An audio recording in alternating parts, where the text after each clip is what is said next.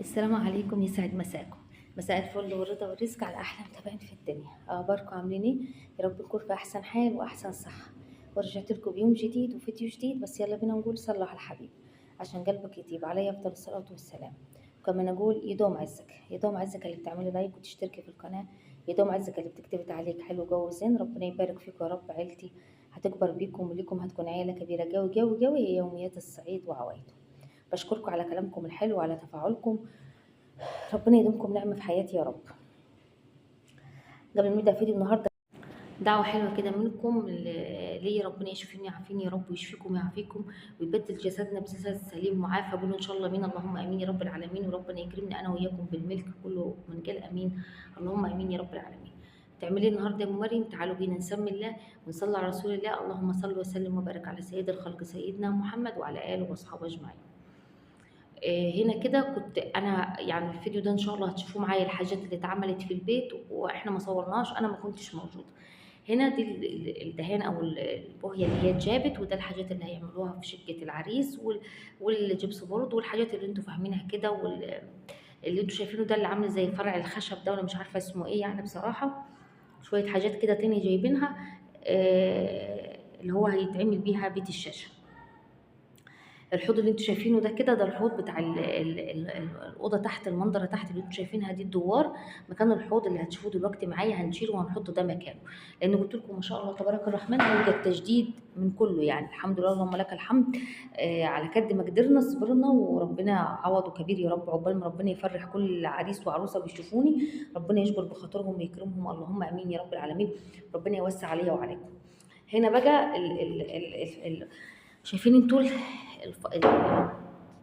الحيطه المفتوحه دي؟ كان اخويا عنده راي يعني بيقول ان هو عايز يسدها ويخلي كده المنظره كده مستقله. عايزه اقول لكم الجبس والرسومات دي كلها واللي في السقف كله ده وريته لكم، كل ده هيتشال مبدئيا يعني. كل ده هيتشال لان هنبتدي دهان في البيت تحت وفوق وفي شقه العريس 3 ادوار ان شاء الله باذن الله تعالى. فاخويا عايز يسد الباب ده ويفتح باب ويفتح الفتحه في الجنب هنا، يعني في الجنب هنا، بحيث تدخل كده في وش الحمام، تتحط ستاره كده في الجنب هنا هنا مكان الدهان، مكان علب الدهان كده. الكلام تاه مني، عايز يفتح باب هنا. والله احنا رايين يعني، راي بيقول لا انت كده هتكتر الاوضه كده حلوه، بحيث ان هنا قاعده تاني، يعني القاعده هنا يبقى جنبها الباب، يعني اللي بره دي قاعده وجوه قاعده تاني. وهو بيقول لا خلينا نوسع ونكملها فرش وتبقى ايه لحد هنا كده مفروشه، بدل فيصل الباب اللي في النص.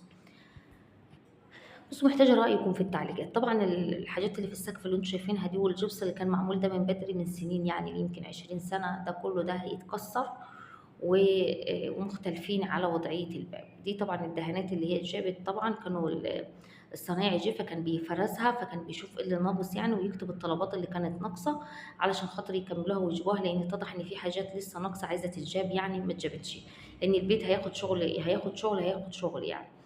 هنا كده الحوض ده اللي انا صورته لكم هو اللي هنركبه مكان الحوض ده. الحوض ده هنشيله وهنحط ده مكان ده. والحمام انا نسيت افتح الحمام واوريكم شكله بعد ما اتركب يعني. والباب بتاع الحمام برضو هنغيره. والحوض ده كده، وجبنا خلاط برضو بحيث تبقى شكلها كده شيك. الباب الجديد ده يا ام مريم، عايزه اقول لكم البيبان بتاعتنا القديمه طبعا شفتها كان شكلها عامل ازاي يعني، ما فيش حاجه يعني. كلكم كنتوا بتشوفوا وضعيه البيت، وان البيت قد ايه اخد شغل ووقت واتشطف في توقيت غلا يعني، اللهم لك الحمد يعني. فالباب ده خلاص مستنيين الباب بتاعه. هنا بقى البيبان بتاعتنا اتظبط، حطوا الافرع دي بتاعت البيبان دي الخشب كده، الواح الخشب دي حطوها كده، ظبطت البيبان طبعا، عملت تكفيله للبيبان لان الخشب طبيعي غالي. وبصوا دي منظر شيك والالوان برضو حلوه جدا. ودي الاوكر اللي اتركبت في البيبان. عايزه اقول لكم عملنا كده الباب اللي تحت ده الوسطاني، الباب ده كده تفتح تطلع على الصاله وعلى السلم الوسطاني بتاع المنظره نفسها يعني. وبرضو من بره برضو الباب بالشكل ده. بصوا شايفين ما شاء الله تبارك الرحمن. بصوا الباب كده من بره برضو شكله بشيك، شكله بصوا حاجة تاني. ده لسه كمان بعد الدهانات وضعية كلها بتاعت البيت هتختلف، هتتغير 180 درجة. بصوا ما شاء الله تبارك الرحمن، ولا حول ولا قوة إلا بالله. بصوا حاجة كده شكل الباب نفسه اختلف، تحس إن احنا ركبنا بيبان جديدة يعني. كل اللي يشوفها يفكر ان هي بيبان جديد. احنا ظبطنا وعدلنا البيبان. هنا تحت السلم كده كنت بقول لكم ان بصوا هنا امي يعني حطت الفرن بتخبز فيها، فنظافه والخبيز ما شاء الله يعني، والدنيا زي الفل. هنا الاوكر اللي اتركبت اهي، كنت بوريكم كده شكلها عامل ازاي. بصوا تحفه بصراحه، جميله ما شاء الله. ربنا يتم عليهم ويسعدهم ويتمم لهم على خير، وربنا يسعد كل العرسان يا رب ويكرمهم، اللهم امين يا رب العالمين. هنا بقى كنت عايزه اوريكم كده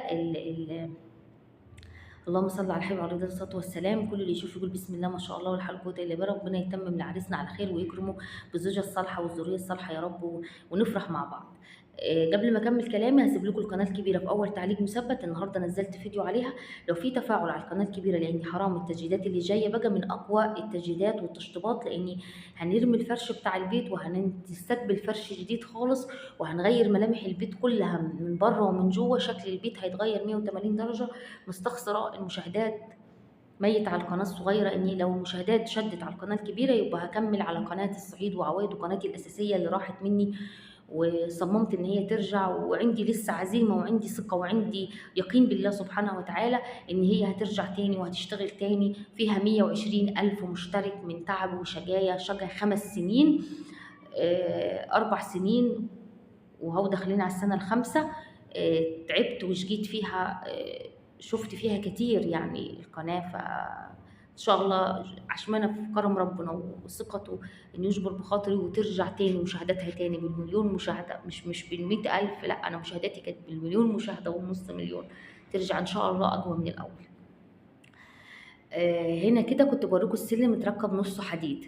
والله هو والدي العزيز يعني ابويا ربنا يديله طول العمر ويعفو ويعفى عنه ويشفيه يا رب ويعافيه، اللهم امين يا رب العالمين. كان عايز يعمل السلم كله حديد، بس عشان الظروف زي ما انتم شايفين صرفنا كتير، فتحت كتير. البيت كان عايز شغل، البيت كان عايز تاسيس، واحنا كل هدفنا برضو ان البيت يكون نظيف لاستقبال العروسه. دايما بقول كلها رزق وبركه، دي حقيقه والله، لان فعلا وشها مرزق والبيت كله نظف واتغير. كل هدفنا التغيير الكامل للبيت، وشقة العريس طبعا تتقفل كلها. فده شكل الحديد كده، فعمل نصه ونصه كده ونصه حديد.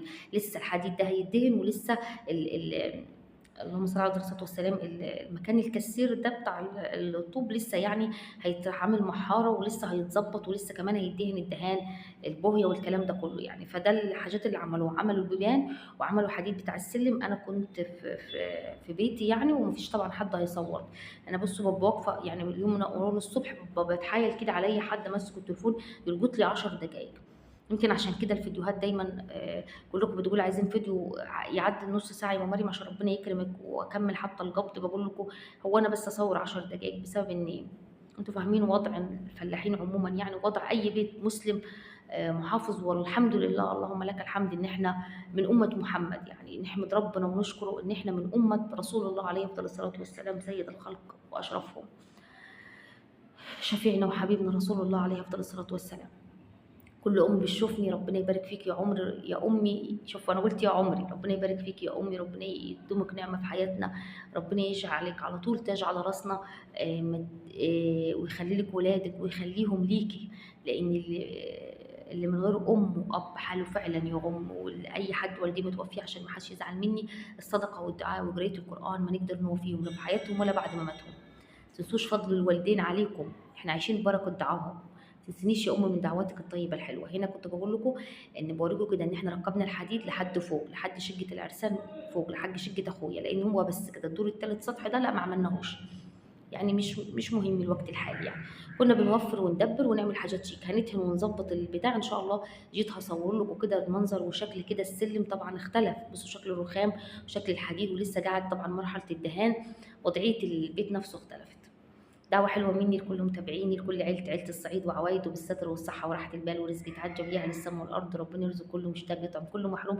دعوة حلوة لأنسة منى، ربنا يفك كربك ويزيل همك ويفتح لك أبواب الرزق والسعادة والهنا ويكرمك بالزوج الصالح. وبأحمد ربنا يشفيه ويعافيه يا رب، اللهم آمين يا رب العالمين. وأم سلمان ربنا يسد دينك ويفك كربك ويزيل همك ويجمعك مع النبي محمد. كل متابعيني وإخواتي وكل الناس إن شاء الله انتظروا بكرة كل جديد. أستودعكم الله الذي لا تضيع ودائعه.